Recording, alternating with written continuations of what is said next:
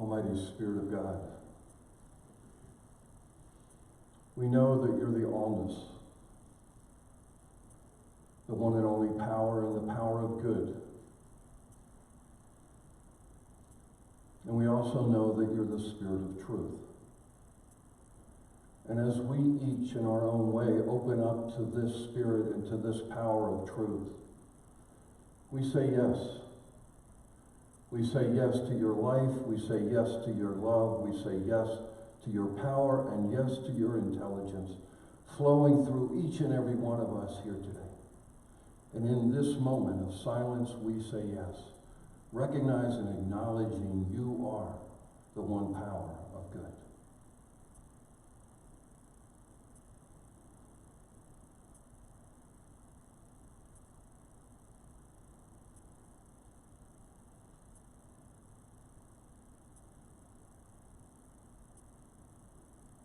And so it is. Amen.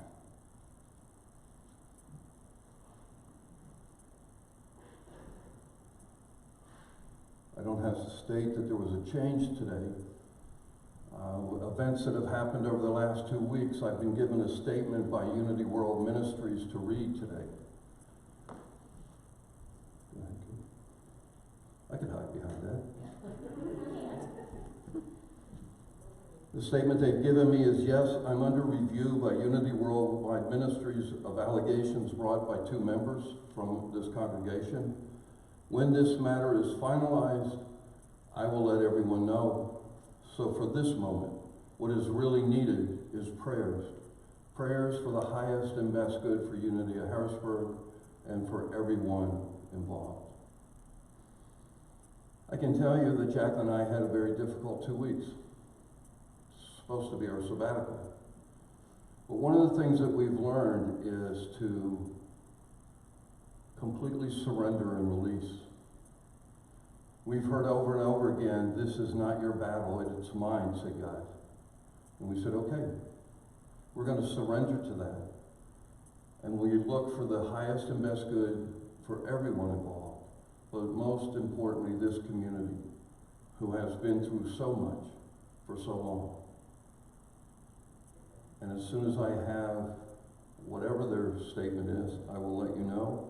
Meanwhile, it's going to be business as usual. So one of the things that I love to do, and obviously this was put together very quickly this week, with not a lot of study, but I always love to go into Scripture and find a story and to metaphysically interpret it in a way that we can figure out what it can do for us here and now today.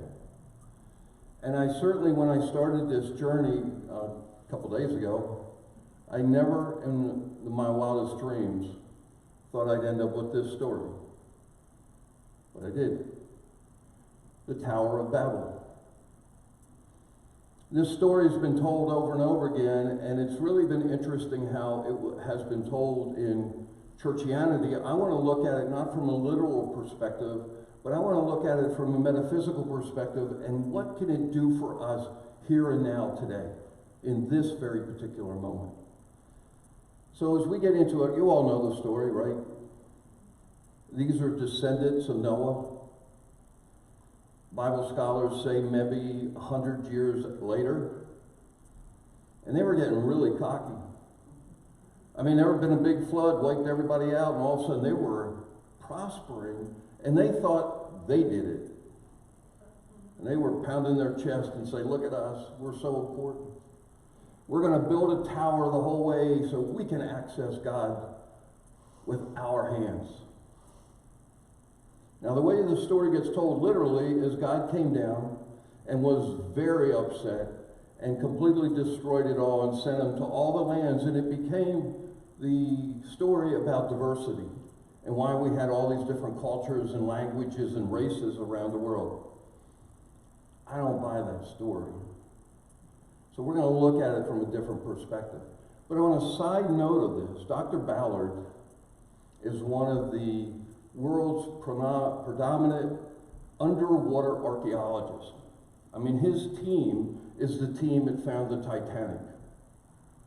Well, they're on this adventure right now to find Noah's flood and his ark.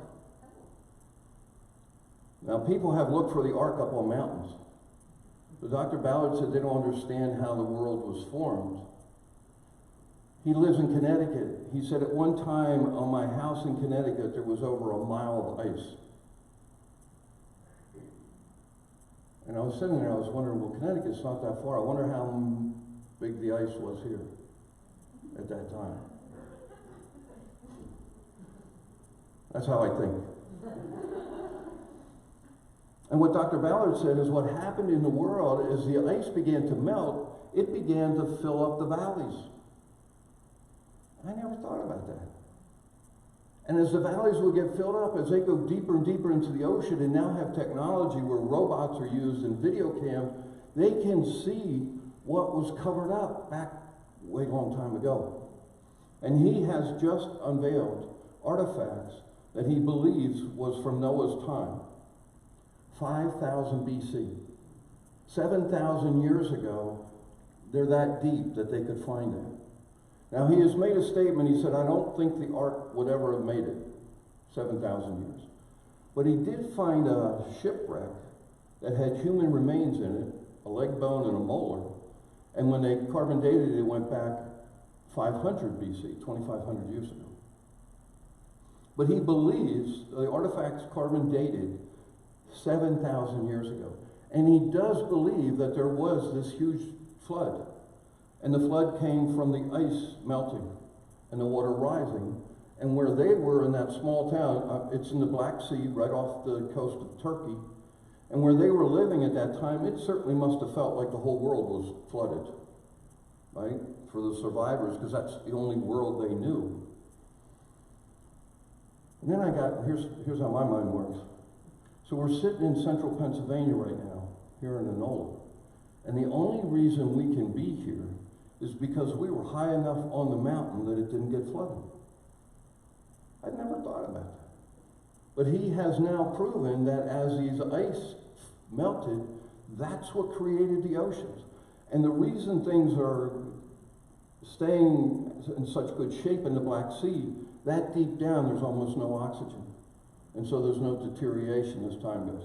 Side note, I just thought it was pretty interesting that there may really have been a Noah, and there probably was an ark. And maybe someday we'll find it down there in the depths.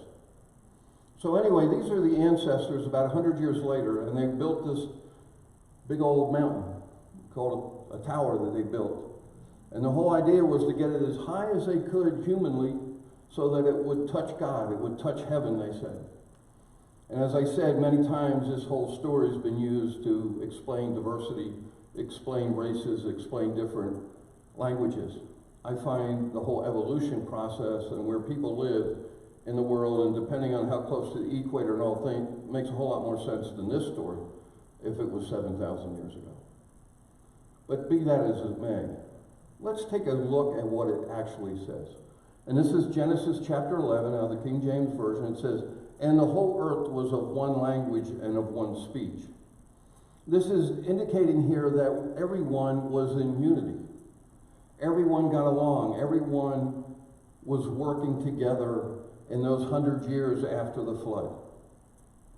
The problem was, as we're going to see, is they got a little too cocky and got too much about the human ego and what happened as we go through. But this is what we've been talking about, this paradigm of oneness, understanding we're one with our source, we're one with in ourselves, and we're one with all people. They were living this paradigm.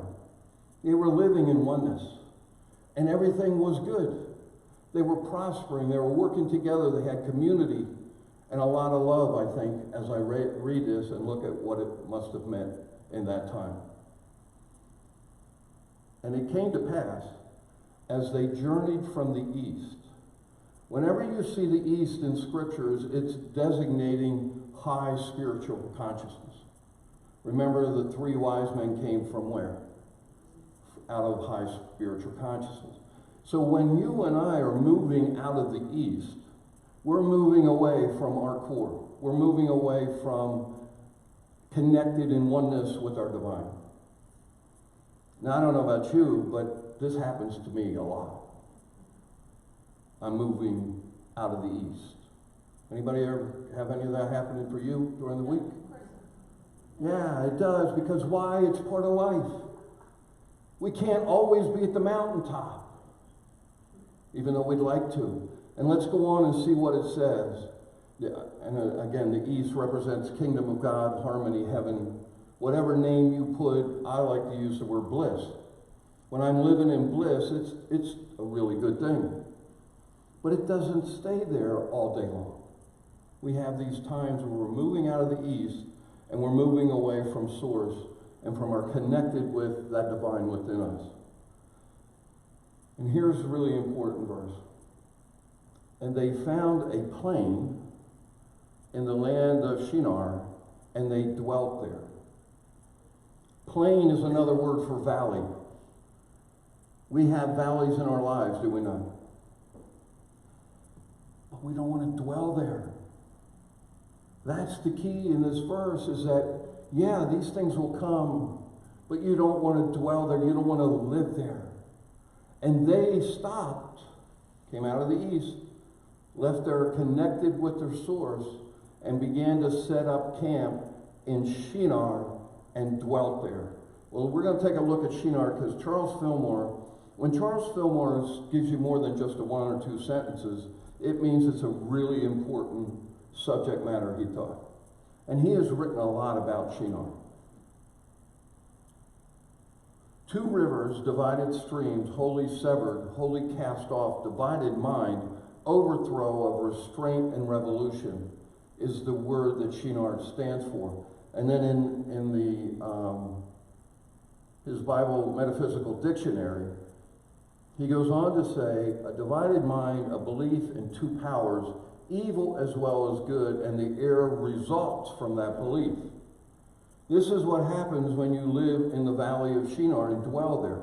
The basis of this word Shinar is two, duality, division, separation.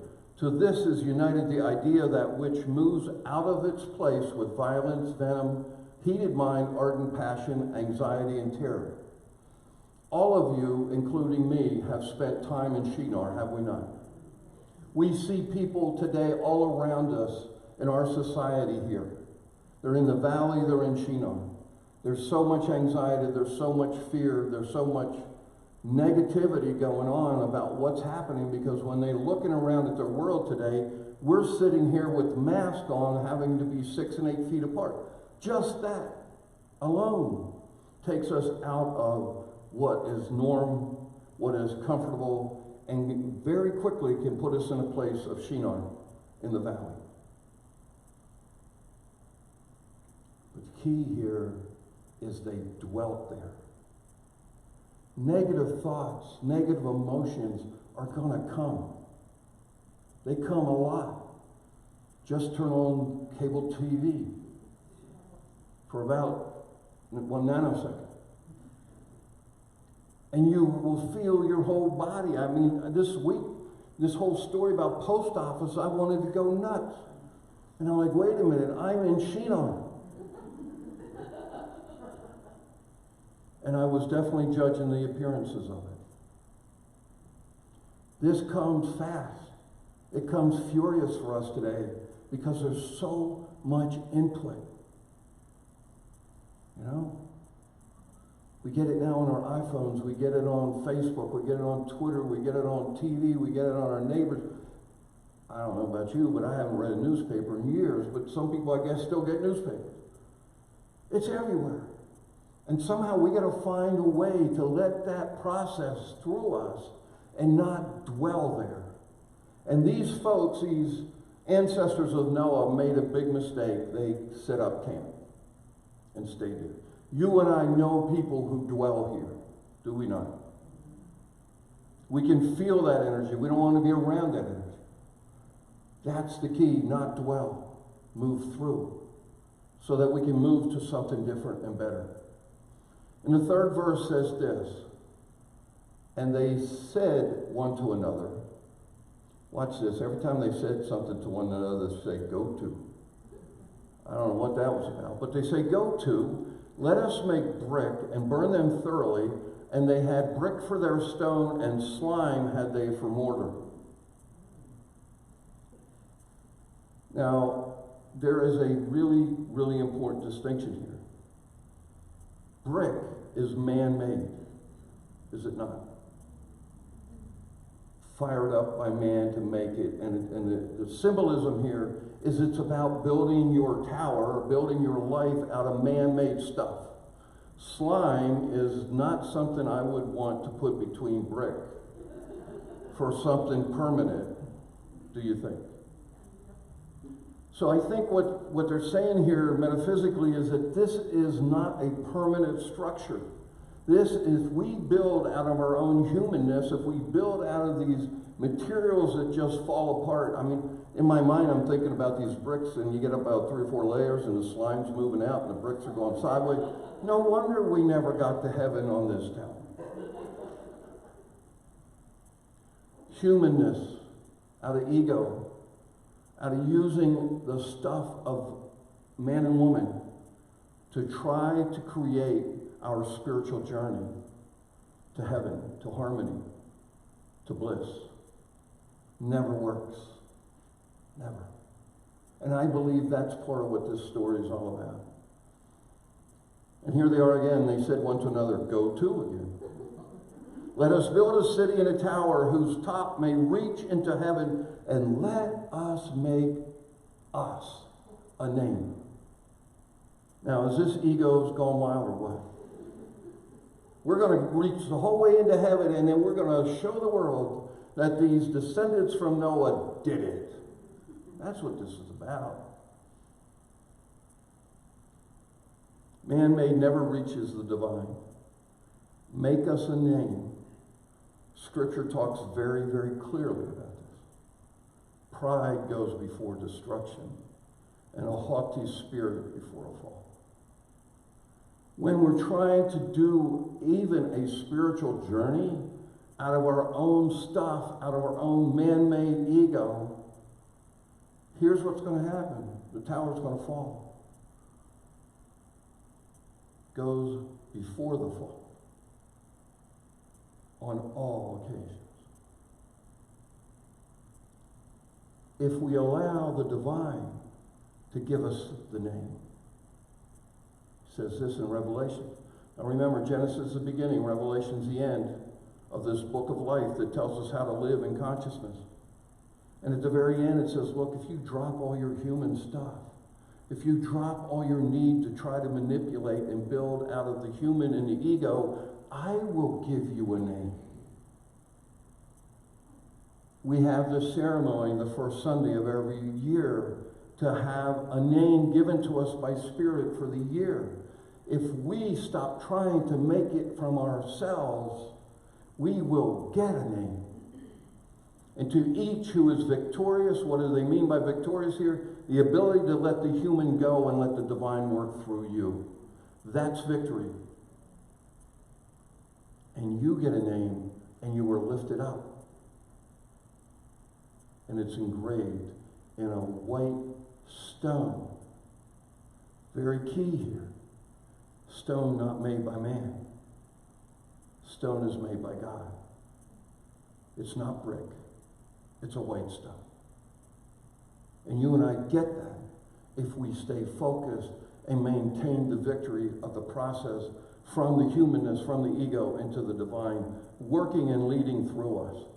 Now here's a very interesting point, because the next part of this was where the interpretation from the Hebrew was Jehovah or God or the Lord came down out of anger and spewed everybody all over the world. Charles Fenton, I can't even remember his last name, is a huge Bible scholar, said that this whole piece from Hebrew was not translated correctly. He said the correct translation out of Hebrew is chief.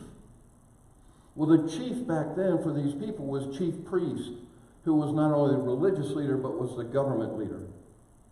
And so in that interpretation and mysteries of Genesis that Charles wrote, this nice big thick book on the whole book of Genesis, he says this was telling us that it was the leaders of the people who created this division and the language change and spread throughout the world.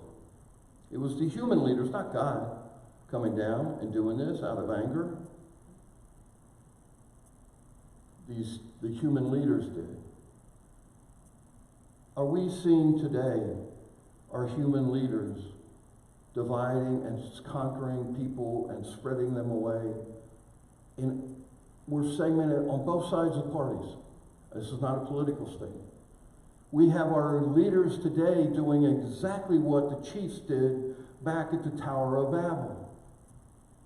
And we're moving further and further into this paradigm of separateness instead of the paradigm of oneness, which is what we must do if we're ever going to survive as a country and as a world. The people couldn't get along. There was total confusion. Disunity prevailed on the land. Now, Babel itself signifies the name, and this is coming directly from Charles Philman. Babel signifies confusion. So when you think about when you're in a valley, and when you think about using bricks and slime, and you're going to do this thing to make yourself a name, what's going to be the end result? Confusion. And I believe that this is a blinking yellow light for all of us. Whenever we're feeling confused about any issue, think of this Tower of Babel. Think of, why am I confused? What is the things that are happening? Was I in the valley? Am I trying to make bricks and slime to build this for my own name? Confusion is a blinking yellow light of warning for you and me.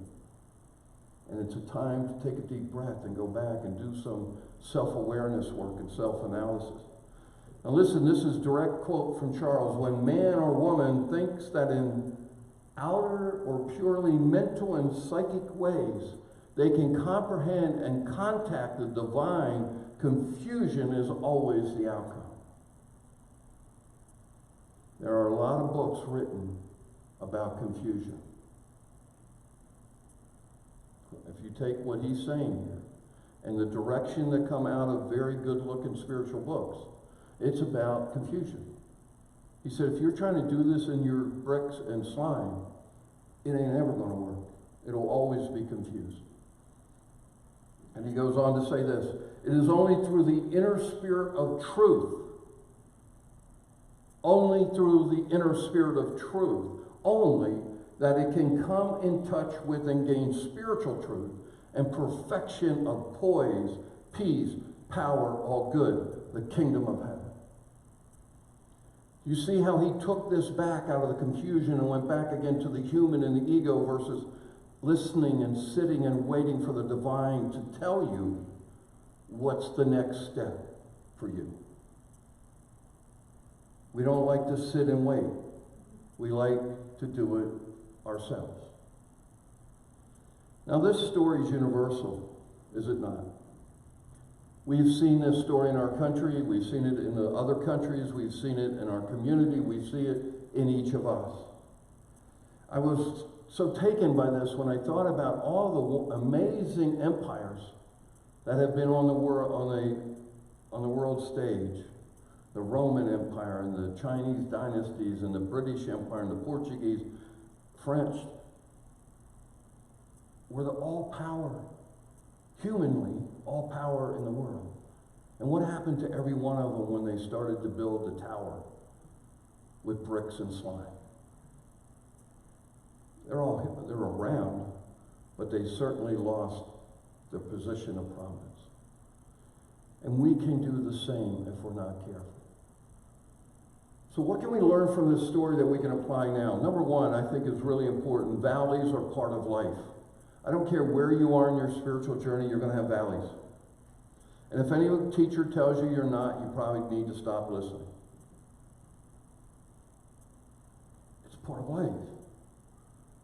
We're going to go to the valley, and then we head to the mountain. When we're right at the mountaintop and everything feels perfect, we're started down the other side. Why is it that way? I have no idea, except I think it's probably a good way to learn lessons, right? But they're here We need to understand them. And what we need to do is have some kind of a GPS system or some emotional system within ourselves saying, you know what, I'm feeling like I'm headed in the valley. What am I going to do? And I don't know that you can not have a valley experience, but I think you can cut it short, which to me is success. Instead of waiting, being there for a month, I could be there for a week. Instead of a week, maybe a day, an hour. That's the process that I think you and I want to focus on. Because we know they're coming, guaranteed. And I think anything else is delusional, at least from what I've observed. And we have had spiritual and religious leaders who said they never have valleys. Run. I can tell you I have lots of valleys. And I expect another one to come probably next week. But I'm going to be ready for it. It's a yellow flashing light. And there are tools in our spiritual toolbox that we can use to shorten the time that we spend there. Number 2, Shinar. Charles Fillmore, I was so excited about him. In the Mysteries of Genesis, he said, look, Shinar is really about our subconscious. I was like, you go, Charles. That was 100 years ago. That's pretty good. But he said in our subconscious, we have nothing but what? Duality. Good and evil, good and bad.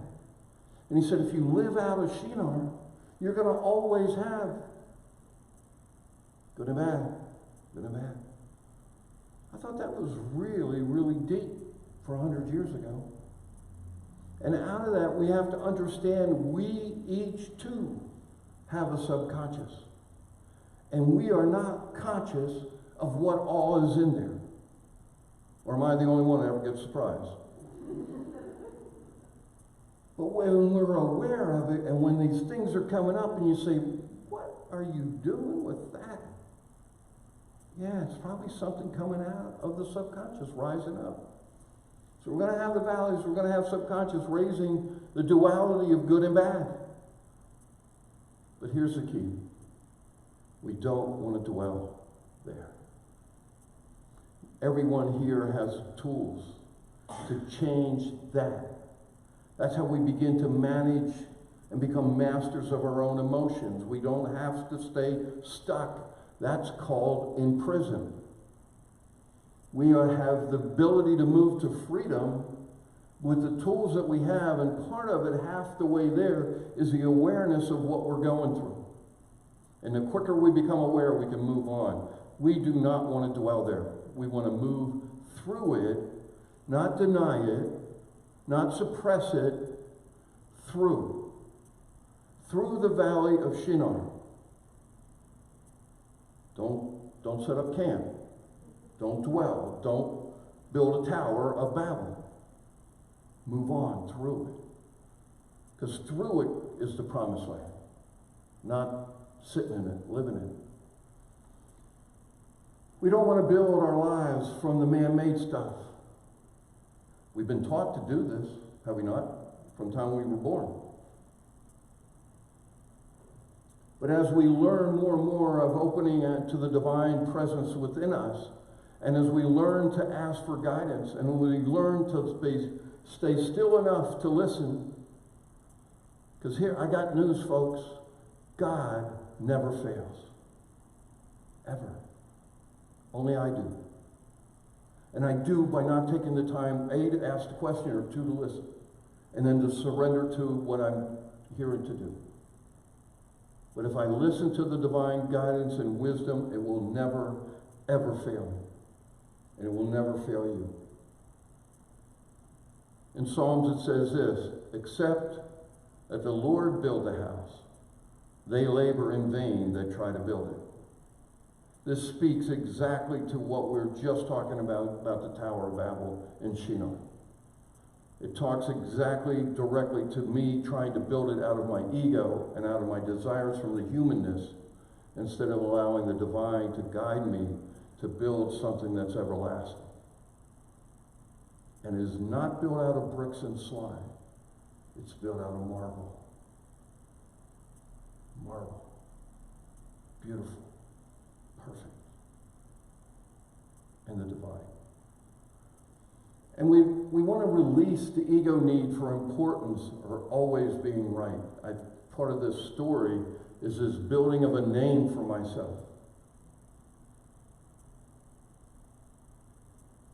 As we learn to let go of that, we get guided. For this is what the Master Teacher Jesus said. The last shall be first, and the first shall be last. Don't push yourself to the front to be first. From the humanness, from that, because you're going to end up last.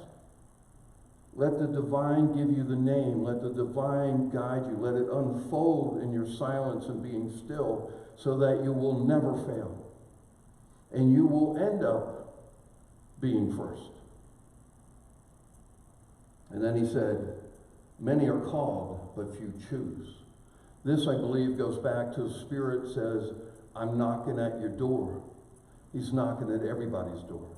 But the chosen are the ones who say yes. Let me hear. Guide me. Give me divine direction on how to move forward into the next step. So I think here's the spiritual practice. Spend time in silence.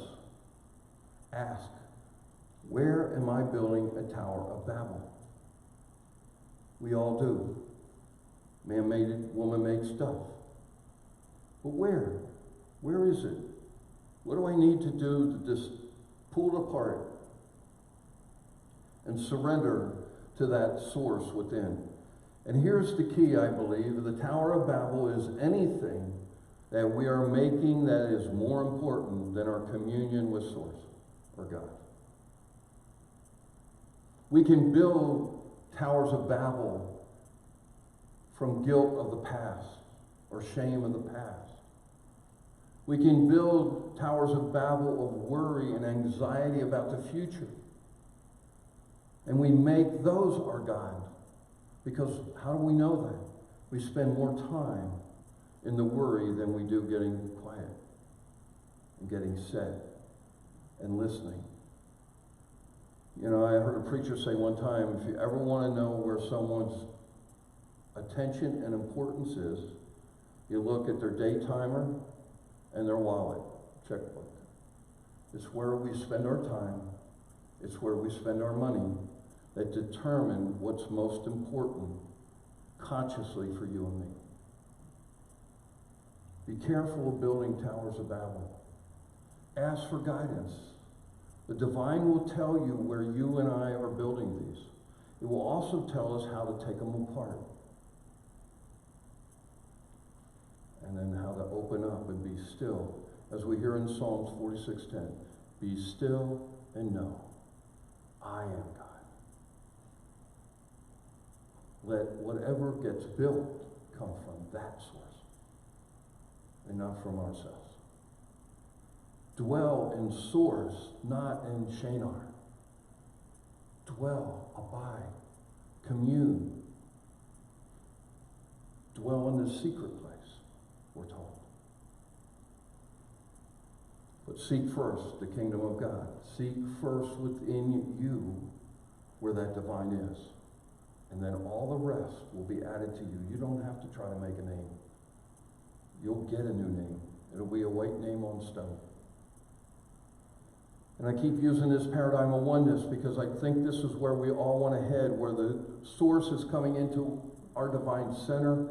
And from there, as we clean this prism of all the things that were in this story, what starts to come out from us is something really, really good. Because we know without a shadow of a doubt, God is only good. And if I clean my prison to the point where that can all flow through me, there is only one thing that can come through my body and my life and my affairs is all good. Okay, let's go to silence, please.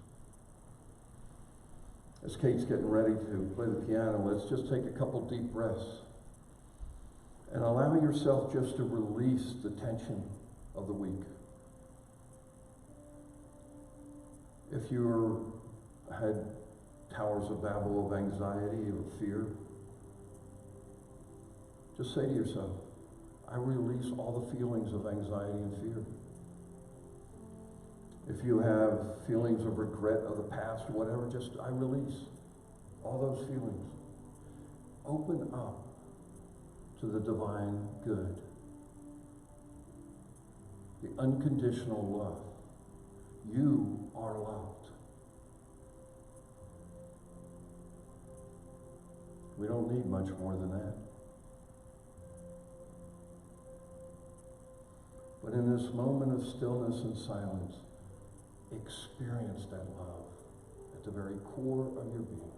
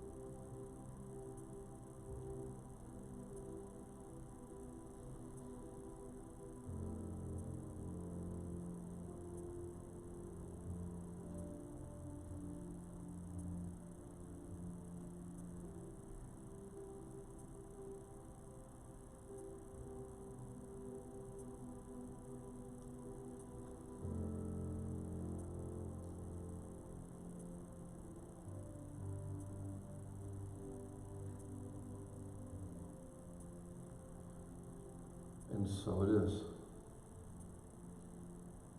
Amen.